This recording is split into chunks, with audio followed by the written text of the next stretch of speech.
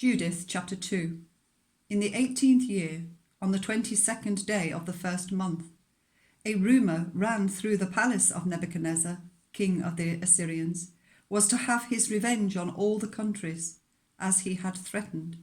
Summoning his general staff and senior officers, he held a secret conference with them, and with his own lips pronounced utter destruction on the entire area.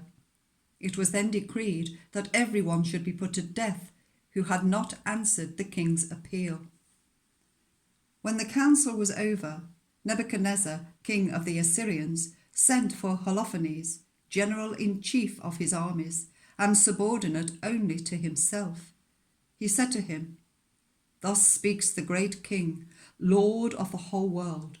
Go, take men of proven valour, about 120,000 foot soldiers, and a strong company of horse, with 12,000 cavalrymen. Then advance against all the western lands, since these people have disregarded my call. Bid them have earth and water ready, because in my rage I am about to march on them. The feet of my soldiers will cover the whole face of the earth, and I shall plunder it. Their wounded will fill the valleys, and the torrents and rivers, blocked with their dead, will overflow. I shall lead them captive to the ends of the earth.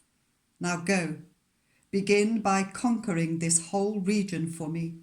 If they surrender to you, hold them for me until the time comes to punish them. But if they resist, look on no one with clemency. Hand them over to slaughter and plunder throughout the territory entrusted to you. For by my life and by the living power of my kingdom I have spoken. All this I shall do by my power.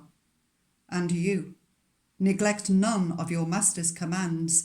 Act strictly according to my orders without further delay." Leaving the presence of his sovereign, Holofernes immediately summoned all the marshals, generals, and officers of the Assyrian army, and detailed the picked troops as his master had ordered, about 120,000 men, and a further 12,000 mounted archers. He organized these in the normal battle formation. He then secured vast numbers of camels, donkeys, and mules to carry the baggage, and innumerable sheep, oxen, and goats for food supplies. Every man received full rations and a generous sum of gold and silver from the king's purse. He then set out for the campaign with his whole army in advance of King Nebuchadnezzar, to overwhelm the whole western region with his chariots, his horsemen, and his picked body of foot. A motley gathering followed in his rear, as numerous as locusts or the grains of sand on the ground. There was no counting their multitude. Thus they set out from Nineveh and marched for 3 days towards the plain of Bechtileth. From Bechtileth they went on to pitch camp near the mountains that lie to the north of Upper Cilicia.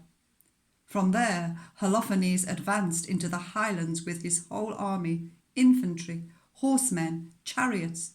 He cut his way through Put and Lud, carried away captive all the sons of Rasis and sons of Ishmael, living on the verge of the desert south of Kilion, marched along the Euphrates, crossed Mesopotamia, razed all the fortified towns controlling the Wadi Abron, and reached the sea.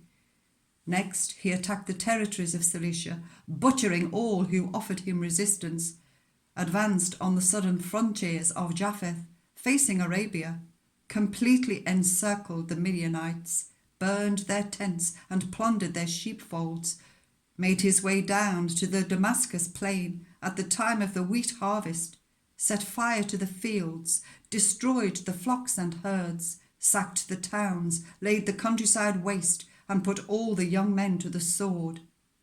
Fear and trembling seized all the coastal peoples, those of Sidon and Tyre, those of Sur, Osina, and Jumnia. The populations of Azotus and Ascalon were panic-stricken.